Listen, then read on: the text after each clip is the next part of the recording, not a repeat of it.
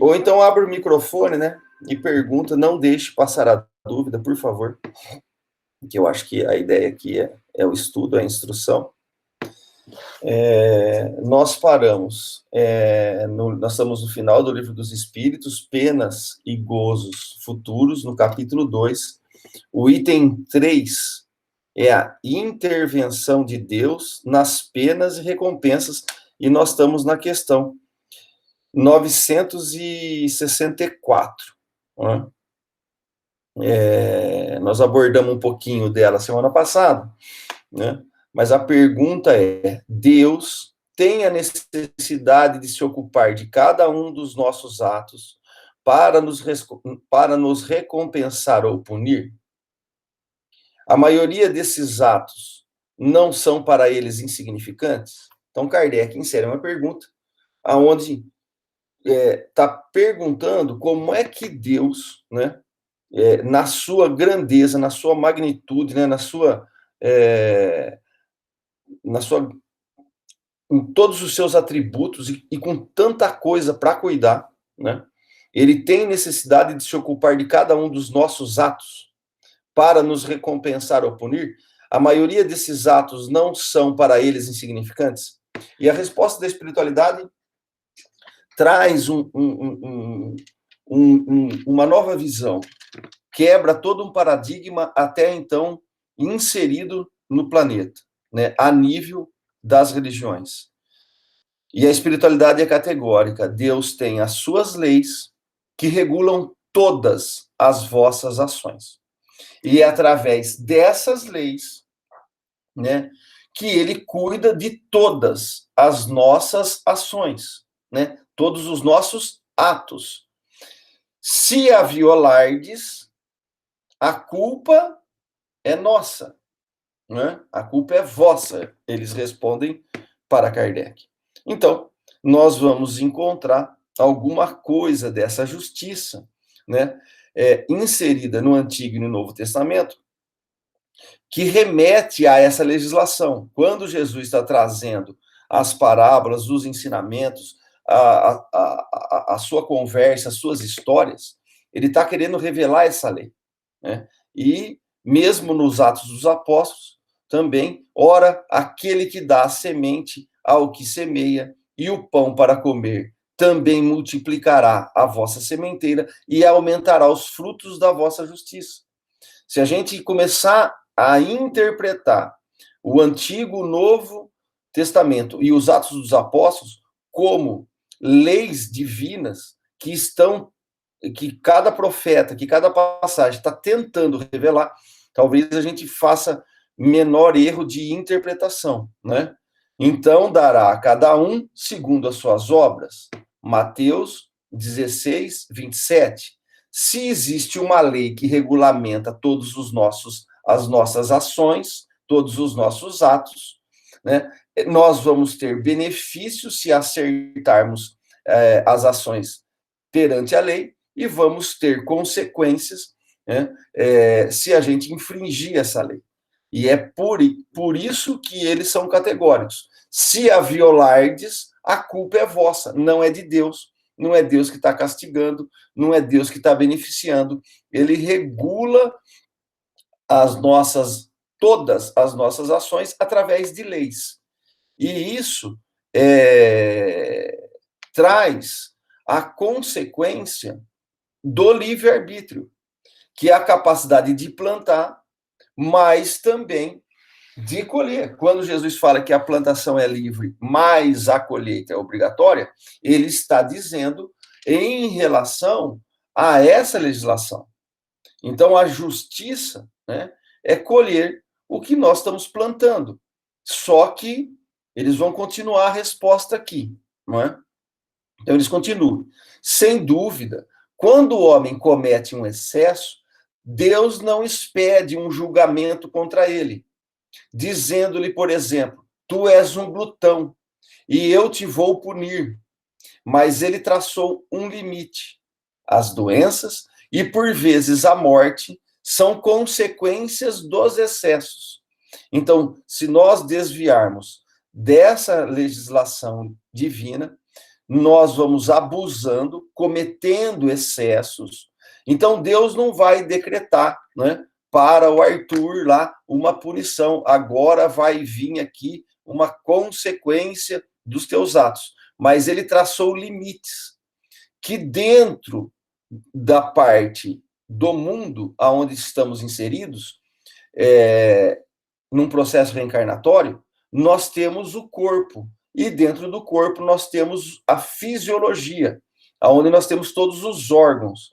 E a consequência de extrapolar ou cometer esse excesso pode provocar doenças e, por vezes, a morte. E se isso acontecer, isso é consequência do meu ato e não é uma punição divina, mas simplesmente uma infração da lei que ele deu para todo mundo igual. Então, quando Deus está legislando, ele não está agraciando em benefício, né, por uma graça, ou por um talento, ou por um malefício, por uma punição, um filho dele em detrimento de outro. Então, o que eu estou querendo dizer aqui? Ele não vai beneficiar o Douglas e prejudicar o Arthur porque ele gosta mais do Douglas. Não. Ele vai beneficiar o Douglas em suas leis se o Douglas cumprir melhor a legislação do que eu. E eu vou sofrer a consequência da legislação porque eu fui mais imprudente. E nesse excesso que eu cometi, eu vou ter uma consequência. Então, Deus regulamenta tudo, todos os nossos atos por legislação. Então, não é um Deus que está vigiando-nos 24 horas e com um monte de ministro escrevendo sentenças punitivas, como nos foi contado por todas as correntes religiosas do planeta até hoje, inclusive as reencarnacionistas, né, que tem como a reencarnação como castigo. Então, essa teoria de reencarnação como castigo não é do Espiritismo. Né? E é isso que também vai desdobrar e vai ter essa conversa. Mas a partir do momento que nós entendemos que a legislação de Deus, né, ela regulamenta os nossos atos, né, todas as nossas ações através dessa legislação, nós precisamos nos instruir. Por isso que o Espírito de Verdade vem falar, primeiro mandamento, amai-vos, né? Porque nós vamos ter que ter tolerância, nós vamos ter que ter indulgência, nós vamos ter que ter empatia, nós vamos ter que nos amarmos. E o segundo mandamento é instruirmos, porque com essa instrução nós vamos, com a inteligência, conhecendo as leis agora com a nossa inteligência. Porque até hoje, né, nos reinos vegetais, mesmo nos minerais, mas mais nos seres orgânicos, né, se a gente pegar o reino vegetal, o reino animal, né, e o começo da nossa humanidade, nós fomos regulados pelos instintos. E esses instintos é que nos traçavam o limite de como se comportar no planeta. Agora que nós ganhamos a condição da inteligência, e conforme nós desenvolvemos a inteligência, nós vamos desenvolvendo o livre-arbítrio. Então, quanto mais eu sei, mais eu tenho capacidade de tomar decisão e mais responsável pelo meu ato eu vou ser, principalmente se eu infringir ele no lado errado. Então, eu já sei que é errado roubar, mas eu insisto em roubar. A consequência desse ato vai aumentando a responsabilidade porque eu já sei que é errado. E assim, com tudo que nós formos transitar dentro do planeta ou fora do planeta, encarnado ou desencarnado. O problema é que encarnado, nós temos um corpo físico. E nós temos que também todo um sistema fisiológico do corpo humano. Nós temos sistema digestivo, muscular, né, tegumentar, linfático, endócrino, nervoso, esquelético, reprodutivo, né, feminino e masculino, nós temos sistema respiratório, nós temos sistema urinário, nós temos sistema circulatório, e aí por diante. Então, tudo que nós fazermos ou fizermos nessas leis vão impactar também diretamente o nosso complexo como todo, como alma e como carne, como veículo físico, né? Então,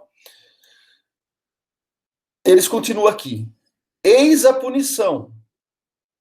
Ela resulta da infração da lei. Assim se passa em tudo. A espiritualidade é categórica.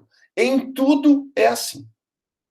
É mais ou menos como nós temos a legislação de trânsito. Nós habilitamos a ter a carta para dirigir. Se nós infringirmos algumas das leis, qual são a consequência da infração? A perca do veículo, prisão, multa, advertência. Se eu bato o carro, a culpa é de quem? É do meu pai que deu o carro de presente? Ou é minha que eu não soube dirigir? Se eu bato o carro embriagado, a culpa é do meu pai, que me forneceu o dinheiro para comprar o carro, porque eu não tinha condição? Ou é minha, que estou ao volante e infringi as leis de trânsito? Então, da mesma maneira, nós não podemos acusar Deus pelos nossos males, seja físicos ou psíquicos, que acontecem na nossa vida. Porque nós estamos sendo imprudentes, nós estamos tendo imperícias. E o pior de tudo é que quando a gente vai automatizando nesses erros, infringindo essas leis, embriagando-nos de N motivos e N maneiras, nós vamos ficando quase que um ser irracional. Então, vou colocar aqui uma charge, né? O rapaz atropelou aqui. O senhor acaba de matar uma pessoa por dirigir bêbado. O que o senhor tem a dizer? Eu bebo sim, estou vivendo, e tem gente que não bebe e está morrendo. Então, parece bobo e uma coisa meio inocente, né? Mas se nós fizermos uma varredura séria pelo planeta, e como a humanidade está lidando com as responsabilidades em todas as instâncias, nós estamos como que esse bêbado, né? Ridicularizando a lei divina. E nós estamos fazendo mais mal do que bem, encharcando todo o nosso veículo, toda a nossa vontade, toda a nossa potencialidade para o equívoco. Simplesmente, na maioria das vezes, não por maldade, mas por ignorância e às vezes por preguiça. Porque enfrentar nós mesmos remete e necessita de energia espiritual, de desenvolver o intelecto, de desenvolver a vontade, de desenvolver a imaginação, de desenvolver a razão, que são qualidades do espírito, para que o espírito comece a dominar e coordenar o corpo, e que as paixões, os excessos, a gente comece a diminuí-los em função do bem geral, do bem para nós, mas o bem para o outro, né? Para que a gente não caia nesse tipo de situação aqui extremada, mas muitas outras a gente vem ridicularizando, seja dentro de casa, seja no trabalho, seja no lazer, né? Situações que a gente deixa a seriedade de lado e leva como uma brincadeira. Só que, como Deus regula todos os nossos atos, ou na fala da espiritualidade, todas as vossas ações por legislação, não há nenhuma legislação que vai passar impune. Não dá para dar desculpa. Eu estava brincando. Não era sério. Mas eu só estava me distraindo. Então, percebe que a responsabilidade vai aumentando conforme nós vamos ganhando inteligência e vamos ficando com maior desenvolvimento intelectual. Né? O Aulos, tá aí, Aulos. Vai apertando aí. Então, erguendo, Jesus disse: mulher, onde estão aqueles que te condenaram? E ela disse, né? Onde estão eles? Ninguém te condenou? O episódio da mulher adúltera, né? Está lá em João 8, 10, 11, onde o pessoal queria apedrejá-la por infringir a lei mosaica. E só para lembrar, a lei mosaica que está escrita é: se um homem ou uma mulher for pega em adultério, o homem e a mulher será passível de morte por apedrejamento. Então, né, quando Jesus fala quem não tiver nenhum pecado, atire a primeira pedra, todos foram refletindo os seus atos, nas suas ações, e todos foram indo embora. Ninguém condenou a mulher. E Jesus também disse, né, nem eu te condeno. Vá, e de agora em diante não peques mais. O que Jesus está falando? Vá, de agora em diante não erres mais, não infrinja as leis, para que não te aconteça coisas piores. Então, essa revelação que o Espiritismo vem completar agora, no finalzinho da obra do Livro dos Espíritos, é trazer como é que Deus age conosco, né? E a gente, mais crescido, desmistificar, desconstruir o Deus punitivo, o Deus vingativo, o Deus que fica nos vigiando 24 horas, o Deus que fica dando qualidades, né, às crianças com 4, 5, 6 anos tocando aí habilmente um piano. Não, mas olha, é um dom dele. Deus deu um dom para ele. Isso também não tem nada a ver com o Espiritismo. Porque o Espiritismo vem nos ensinar que nós somos todos criados iguais, simples e ignorantes, com a mesma oportunidade de avanço, de conquista e de conhecimento. Há os que aproveitam melhor a prova, há os que vão mais devagar. Mas nada é de graça, nada é por graça, mas sim por mérito, por conquista, por esforço, por empenho da qualidade daquele espírito que habita aquele corpo. E isso muda todas as nossas relações, né? Então, isso é um paradigma que o Espiritismo vem trazer, que para que a gente possa bem compreender, nós precisamos desmistificar, nós precisamos retirar tudo o que até aqui nós construímos como verdade, principalmente aqueles que vêm, como eu, né, de uma corrente católica ou ortodoxa, ou mesmo que a gente... Ah, mas eu nasci em berço espírita. Tá bom. Mas como foi passado o ensinamento?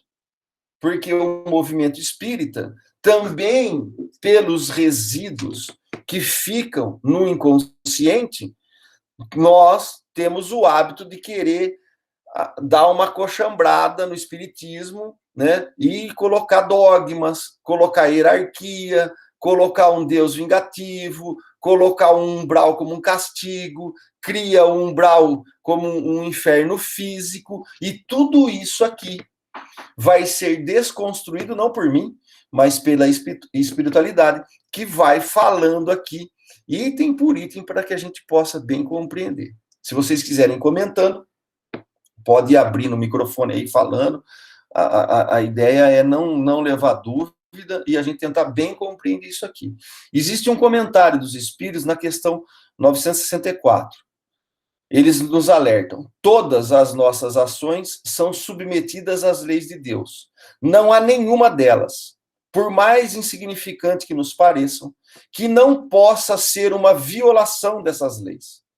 Tudo o que a gente fizer de ações que não estão alinhavadas com as leis de Deus, por mais insignificante que nos pareçam, né, ela vai ser uma violação da lei. Se sofrermos as consequências dessa violação, não nos devemos queixar senão de nós mesmos.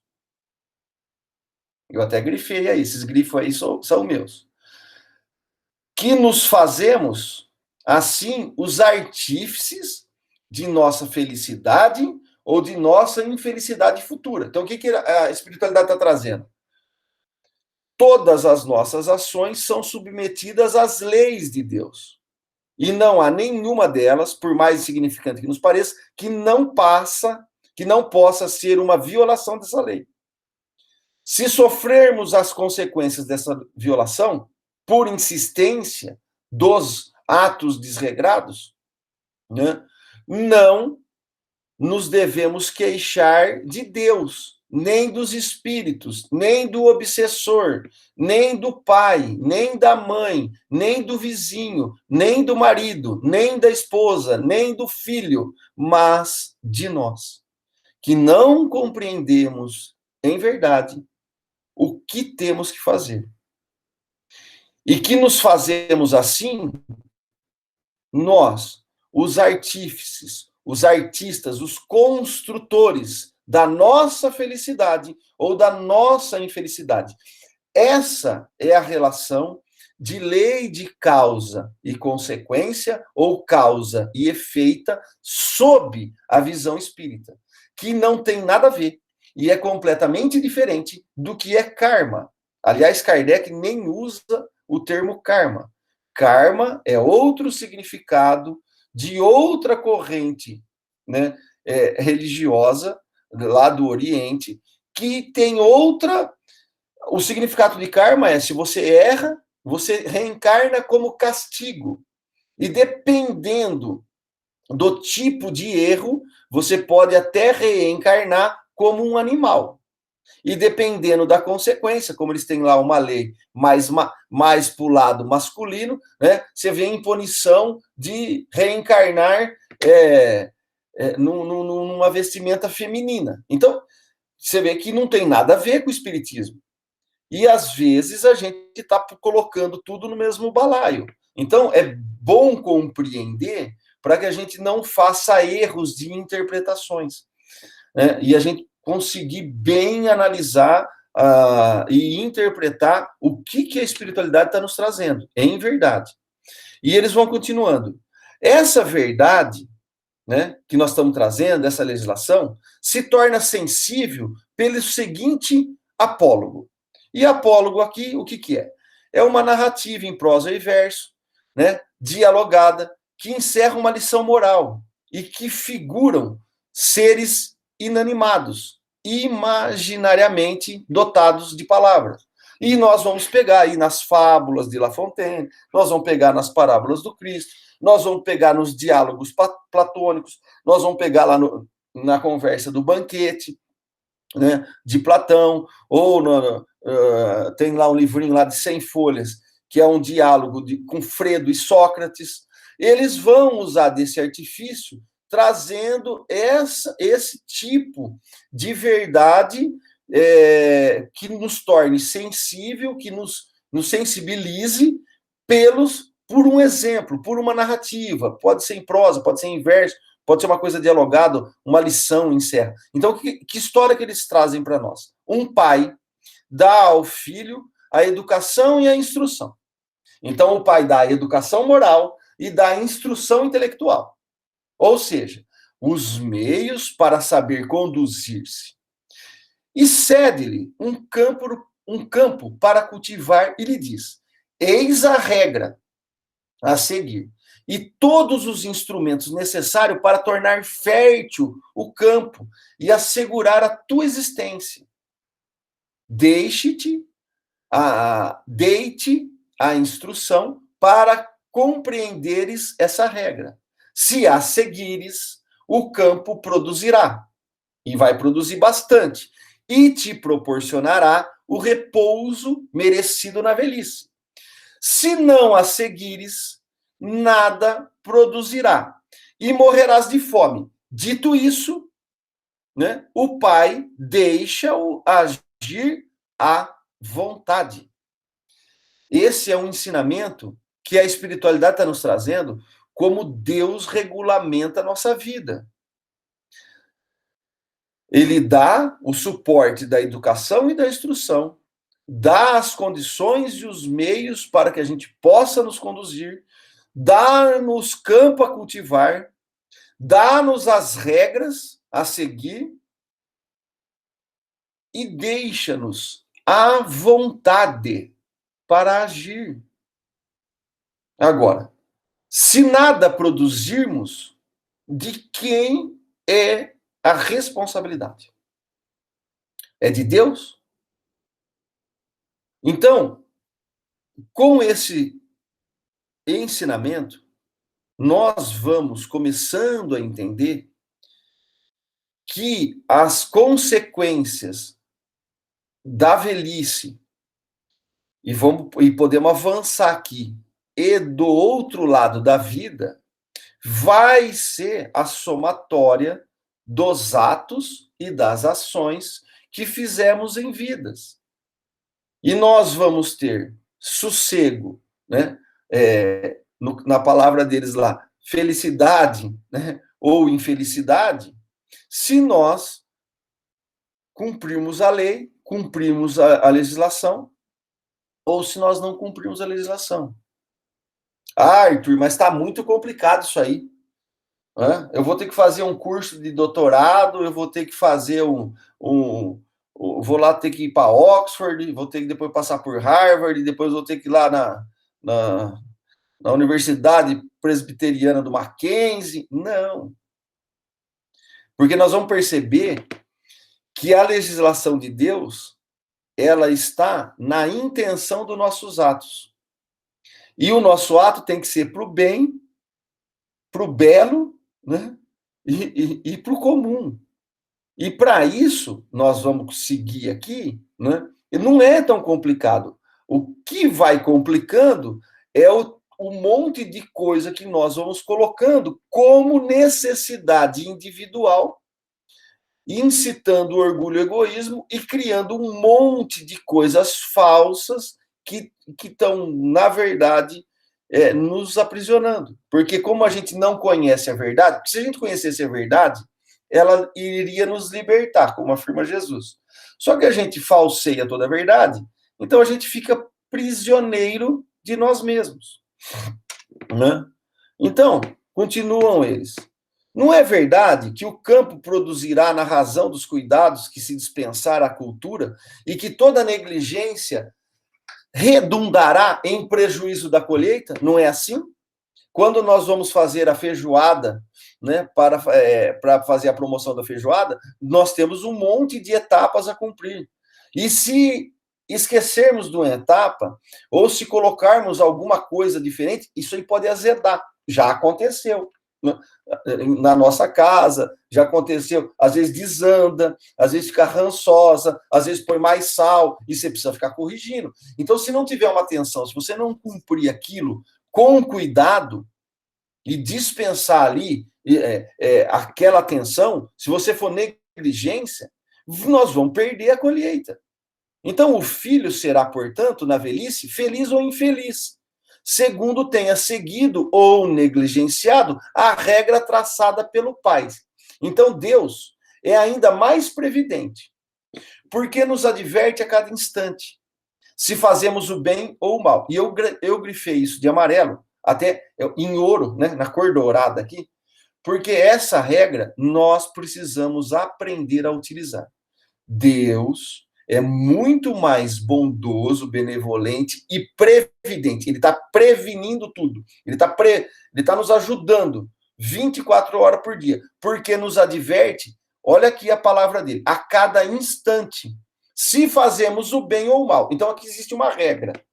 Se eu faço o bem, eu vou ser advertido no instante que eu fiz o bem, para me incentivar a continuar no caminho certo.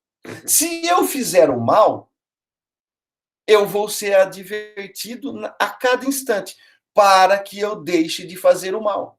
Então, não é o ato que me condena. Não é o problema se eu bebi um copo de cerveja, se eu fumei um cigarro, se eu falei um palavrão, se eu cometi uma infração na lei. Essa infração, ela não é o problema.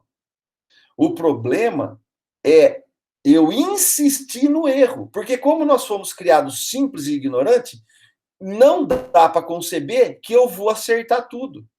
E também não dá para conceber que se eu sou simples e ignorante, nasci com zero, né? Com zero de inteligência e zero de desenvolvimento moral, que eu vou ser responsável por todos os atos que eu fiz daquele ato errado. Agora, se eu insisto em fazer aquele ato para aumentar o meu prazer fisiológico e fugir da dor física, em detrimento do prejuízo espiritual, eu vou conquistar um hábito ruim. E esse hábito ruim, Kardec classifica, nós vamos ver lá para frente, como paixões. As paixões, quem quiser se aprofundar nisso, acho que eu coloquei essa observação para frente aqui, no capítulo 3 da Gênesis, tá lá, o bem e o mal. E lá, Kardec vai estar inserindo o instinto e vai estar falando das paixões. Né? Então, ele vai classificar isso como um desregramento, um excesso que faz com que a gente crie vícios, hábitos ruins. Então, Deus está nos proporcionando, a cada instante, se fizermos o bem ou o mal, ele está nos advertindo. Ah, Arthur, mas eu não escuto isso. Eu não percebo nada disso que você está falando. Tudo isso que você está falando é mentira. Né? Falei, ó, nós temos uma formação até aqui materialista. Então, os atributos da alma, que são imaginação, razão e inteligência emocional, quase que são sufocadas no na onde nós estamos inserindo. E o que está sendo proporcionado para nós são uma educação materialista, uma educação quase que fisiológica. Quem é o mais rápido, quem é bonito, quem é o mais sarado, quem decora mais, são tudo atributos fisiológicos para fazer um homem. E aquela percepção espiritual, aquela imaginação, aquele desejo mais profundo, aquele desenvolvimento espiritual, ele quase que é abafado na nossa sociedade. Então, nós temos que fazer exercícios de conseguirmos enxergar dentro de nós essas advertências. E não é difícil fazer isso, mas nós precisamos aquietar a nossa mente. Quando você lê um livro, o que está acontecendo com o livro? Você sai daquela corrida do dia a dia, ou a gente fica muito no WhatsApp, no Facebook, aquela coisa acelerada. Como que você dá uma estabilizada no espírito? Então, o livro é um bom exemplo. Você vai na cadência do teu ritmo, lendo aquela obra e tentando mergulhar naqueles ensinamentos. Espero aqui que nós estamos falando de livros edificantes, com boas qualidades morais, né? Instrutivos, educativos. Né? Não estou falando desse tipo de leitura. Porque nem só de pão vive o homem, esse alimento a alma precisa. E se a gente faz isso, depois se a gente faz uma meditação, se a gente faz a oração, né? São mecanismos. Jesus fala de um pouco diferente. Ele fala assim, vigiai, né? Entre em meditação com si mesmo, fique alerta, atento e ore. Cada hora que você está desviando, peça ajuda. Vamos, né? Nós não acreditamos nos espíritos, então vamos pedir ajuda para eles. Peçamos ajuda para os colaboradores da casa, peçamos ajuda para o nosso anjo da guarda, né? Peçamos ajuda para Deus direto, não tem problema, né? Então, nós precisamos construir e que isso fique cada vez mais claro, essa advertência. E olha, e ele não para por aí. Envia-nos espíritos que nos inspiram, mas não os escutamos. Lá no final da Gênesis, lá no capítulo, agora não lembro, lá no finalzinho, nós estamos estudando de terça, tá lá, o Espírito de verdade virá, Kardec desenvolve o tema, o Espírito de verdade virá, ficará eternamente conosco, eternamente. Mas nós não vamos aceitar, porque a gente não escuta, porque a gente não vê, porque a gente não ouve. Então, nós temos, além de todas as nossas qualidades, dos nossos atributos, nós temos a previdência de Deus nos advertindo a cada instante. Além de tudo isso, nós temos Espírito que Ele nos envia, designa para nós, para nos inspirarem. Nós temos um tutor, né, disponível. Nós, no caminho do bem, angariamos, durante a vida, amigos espirituais, que a hora que a gente quiser é só pedir.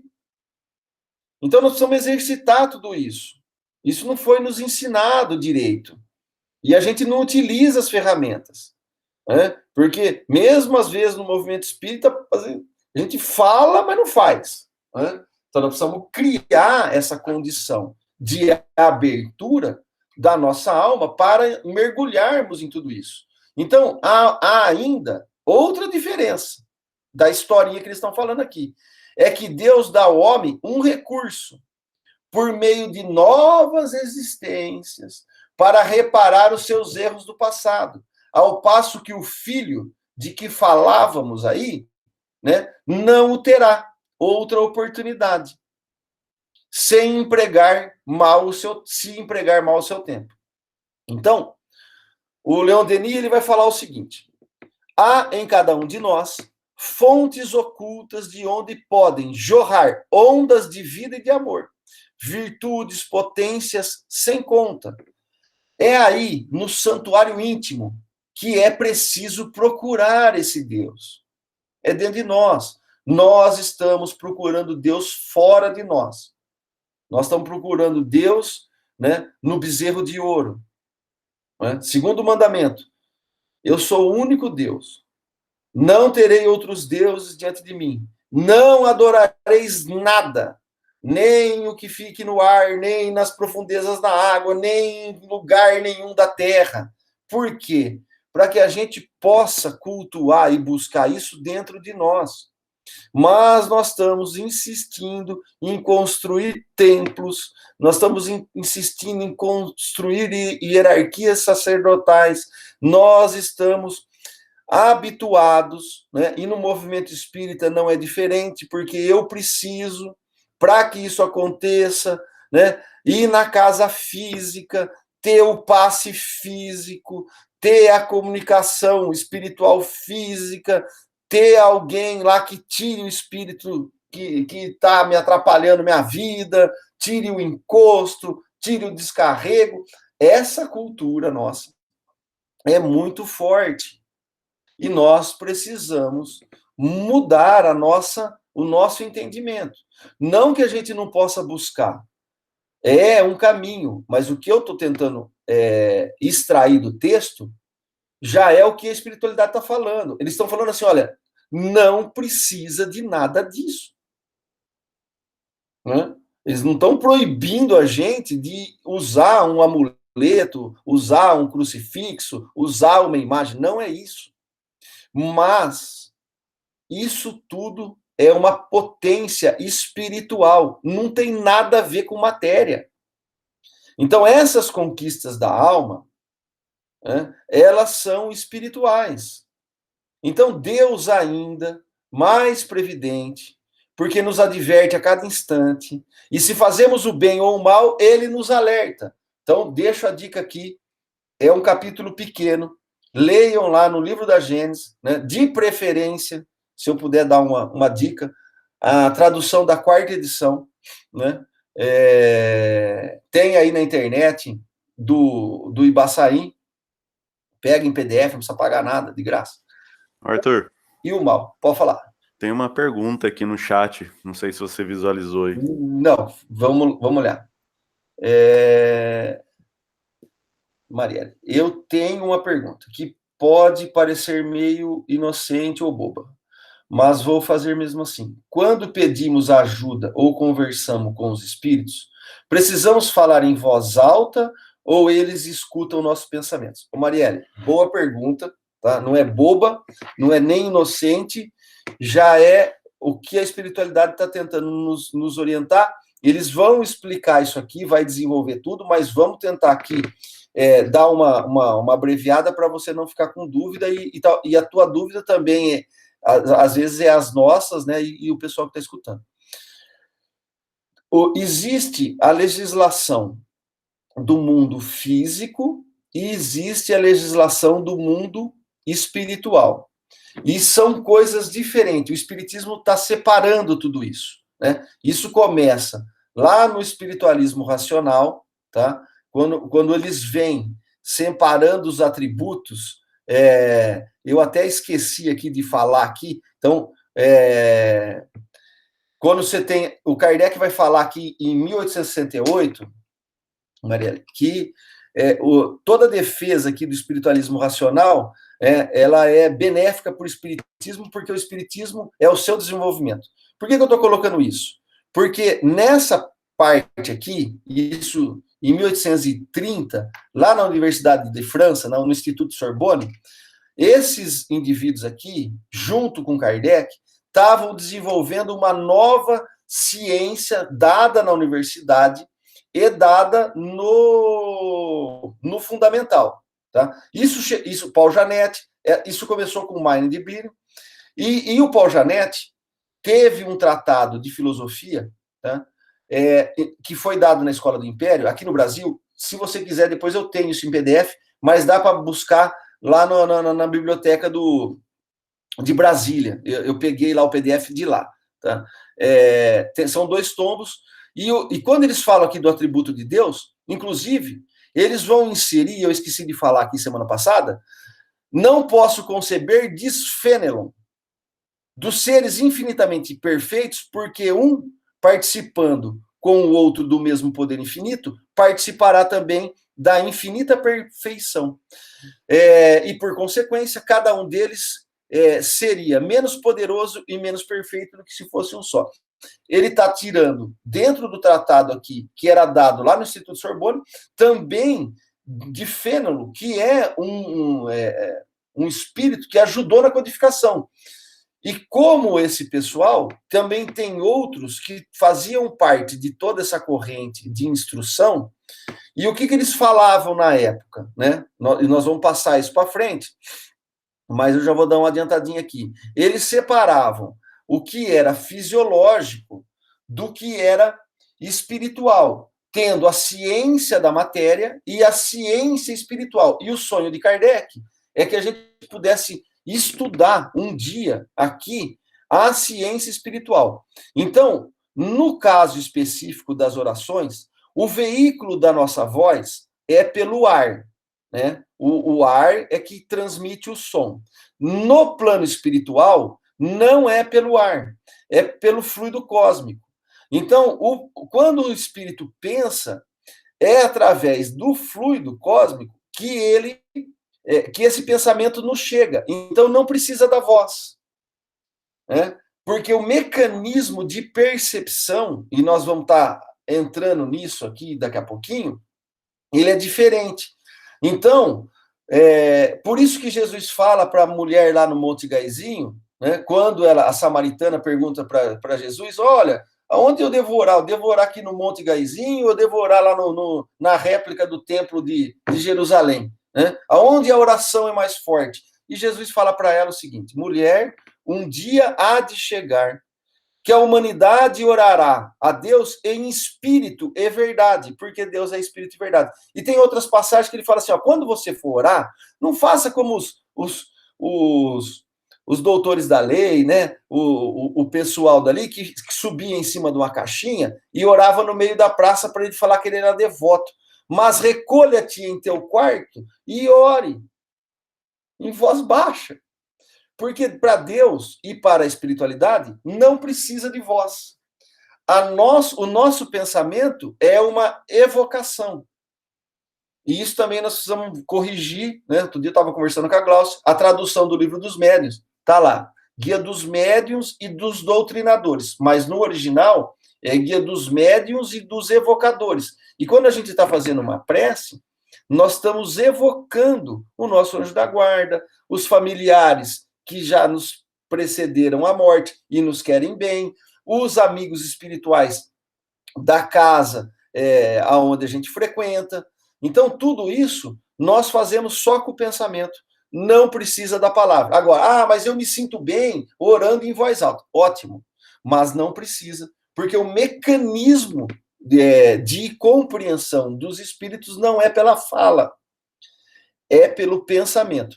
E isso é uma coisa que, quando nós vamos entrar no livro dos médiuns, é muito importante essa pergunta, né, que você está fazendo. Por quê? Porque nós precisamos entender quando vamos trabalhar com a parte mediúnica, né, com os fenômenos mediúnicos, não adianta a pessoa que está conversando com o espírito verbalizar um monte de coisa que ela não sente.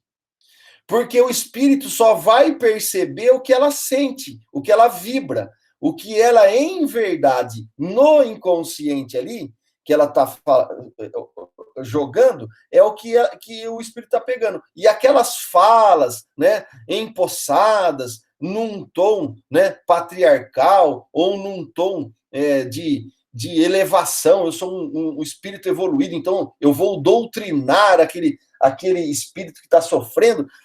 Aquela palavra minha, às vezes eles dão até risada, porque a conversa é vibratória e mental. Então, Arthur, esse ponto que você tocou é muito importante. Oi, pode falar. Eu lembrei agora, você falando, no filme do Divaldo tem uma parte que, quando ele vai, se eu não me engano, para Salvador, e ele vai participar da primeira reunião mediúnica, a dirigente, né, que ela é a mais humilde, ela é analfabeta, e ela conversa realmente com o amor, né?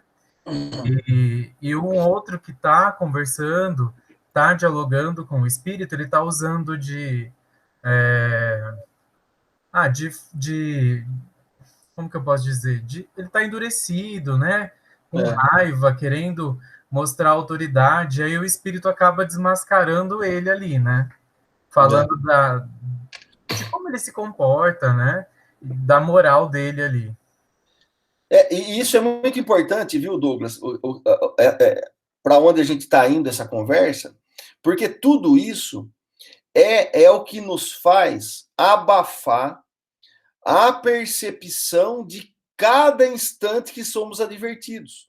Porque na educação materialista que o mundo está nos impondo, nós somos forçados a usar a fala para esconder os nossos reais sentimentos, travestir a fala de entonações e trejeitos que agrade o outro.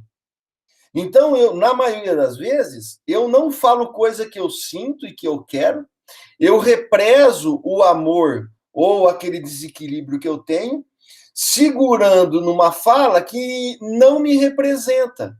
E isso é muito ruim, porque quando assim eu ajo o dia inteiro, quem eu estou atraindo para o meu lado? É o que eu estou falando, né? Eu vou trabalhar, eu estou xingando lá o dia por dentro, mas e sorrindo por fora, né? Tolerando os outros. Bom, quem está do meu lado, quem eu estou evocando, quem eu estou atraindo com os meus pensamentos. E isso é muito importante, porque às vezes as pessoas confundem, e é o que Kardec, a espiritualidade, está querendo desconstruir, a oração é a ação da hora. Então, quando nós estamos orando, nós estamos. Toda ação é uma oração, porque é a ação da hora de agora. Essa é a oração. Só que tiraram essa história e falaram, não, você faz o que você quiser, né? Depois você vai lá no centro, a Gláucia dá um passe, o Douglas fluidifica a água, o Aulus dá uma conversa lá, né? E eu estou liberado para errar mais uma semana. Né? Então, se a gente tiver essa visão, em verdade, né, fica difícil, porque a gente fica meio que, para a espiritualidade, parecendo bipolar. Né? Então, tudo isso o Espiritismo vem trazer para que a gente possa realmente entender um Deus previdente, que nos quer o bem, que nos aponta, né, para a evolução, que não quer o mal de nós, não quer castigar ninguém, não quer judiar de ninguém, não quer tirar o braço de ninguém, não quer cegar ninguém. Ele quer que a gente acerte, né? E isso é o que nós precisamos realmente estar engajado. E isso vai passar pelo que a Marielle está trazendo e pelo que o Douglas colocou. Não adianta a gente se fingir de ser o que não somos. Precisamos ser autênticos, né? Lutar contra os instintos, quando a gente está abusando deles, procurando mais prazer, fugindo mais da dor, trazendo isso para hábitos viciosos que estão comprometendo a gente e os nossos familiares ou quem circunda com a gente. Então, é esse o momento que nós estamos. Nós estamos saindo da infância, indo para uma juventude de responsabilidade. Nós estamos recebendo o campo do Pai. E as regras estão postas. Eu vou colher ou não vou colher? Ou não vou chegar nem a produzir? Então, é em cima disso que passa essas coisas. Então, Deus envia-nos espíritos que nos inspiram, mas não os escutamos. Não estais sozinho em momento algum na jornada da vida. Ainda que por um instante te vejas abandonados, creias que ao teu lado segue uma falange de espíritos que trabalham por tua vitória. Não temas o amanhã. Não sofras antecipadamente por problemas que, na maioria das vezes, são frutos de tua mente fértil e de teu coração ansioso. Lembra-te das conquistas que já alcançastes até aqui. Tudo dará certo. Por quê? Porque se nós fomos criados simples e ignorante, não existe queda, não existe retrocesso. Se nós fomos criados zero, né? A terminologia que eles usam é que na nossa criação tínhamos a nulidade intelectual e moral. Nulidade zero. Nós estamos zero de inteligência e zero de desenvolvimento moral. Como é que vai ter queda nesse processo? Como é que eu vou cair do zero? Não tem para onde eu ir. Então, tudo é conquista, tudo é avanço, por pior que seja o cenário. Por mais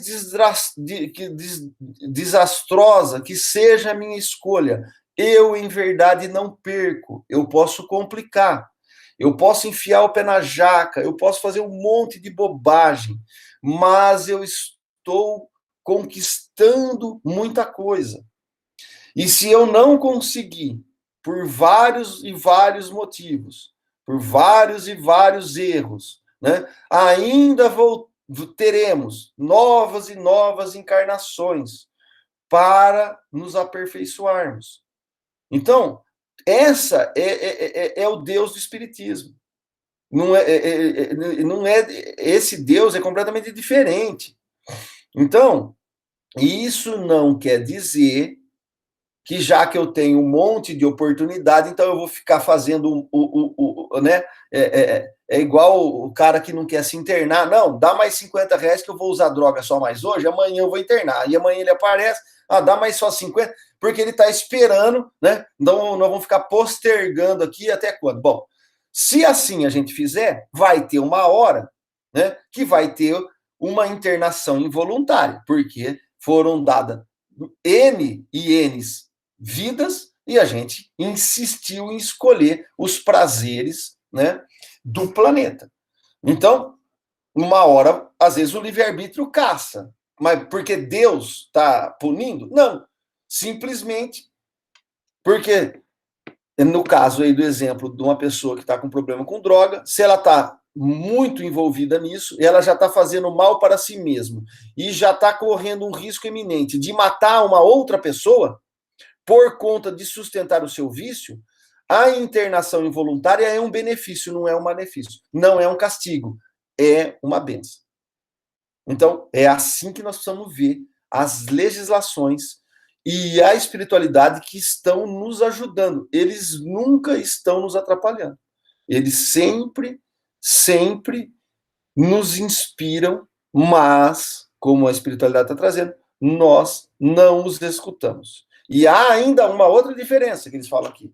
Deus é tão bom, né, que no processo educativo aqui, ele dá o recurso por meio de novas existências para repararmos os erros do passado. Ao passo que o filho ali da historinha não terá o seu emprego, né, no seu tempo que ele aplicou mal. Então, pobre raça humana, se nós insistirmos no egoísmo, que corrompeu todas as sendas, toma novamente coragem, apesar de tudo. Em sua misericórdia infinita, Deus te envia poderoso remédio para os teus males, um inesperado socorro à tua miséria. Né? Então, eu acho que nós temos que rever muita coisa dentro dos nossos atos. Não precisamos, com esses atos, nos autoflagelarmos. Errou, não tem problema. O problema é não insistir no erro. Não é? Então, que assim a gente possa ir melhorando, né? E a Glaucia está colocando aqui a reencarnação, uma das maiores provas de amor de Deus para conosco. Oportunidade de correção e de aprendizado, sem dúvida, Glaucia. Né? Esse é o benefício. Então, nós temos que entender a reencarnação como bênção e oportunidade de aprendizado. Esquece encarnação como castigo. Ah, mas o mundo é de prova e expiação. Mas mesmo a expiação é no exemplo que eu estou dando aqui do drogado. Né? É uma bênção, não é castigo. Restrições físicas são alívios para um espírito empedernido, que está renitente no mal. Esse é o Deus que o Espiritismo está trazendo. Né? É o Deus de bondade, de justiça, de amor.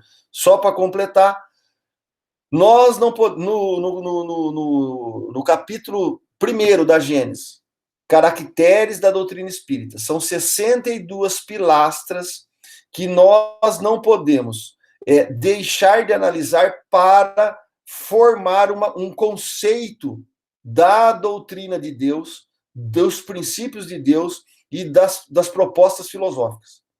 Vale a pena lá. Então, nós não podemos aceitar nenhum tipo de situação que resvale um Deus vingativo, que traga um Deus punitivo, que traga um Deus rancoroso, um Deus que gosta mais de um e não gosta do outro. Isso não é da alçada do Espiritismo. Então, semana que vem, a gente começa aqui o capítulo 4, Natureza das penas e dos gozos futuros. Qual que é a consequência? Quais são as naturezas que vão dar, né, penas ou gozos, ou os benefícios futuros. Né? Então, deixar aqui o meu agradecimento pela paciência de vocês, pelo estudo, e que nós possamos, realmente, envolvidos nesse ideal, começando a tatear esse Deus benevolente, e entendendo os princípios da fisiologia do perispírito, do mecanismo da comunicação espiritual, que nós possamos começar a viver em espírito e verdade, e coabitar no planeta com esses amigos espirituais lá da Unenlar, os nossos anjos da guarda, para que eles aproveitem as nossas boas ações e os nossos bons pensamentos para aliviar ainda a tantos irmãos nossos que estão sofrendo nesse momento de pandemia. Então, eu gostaria de desejar boa semana a todos e até a semana que vem.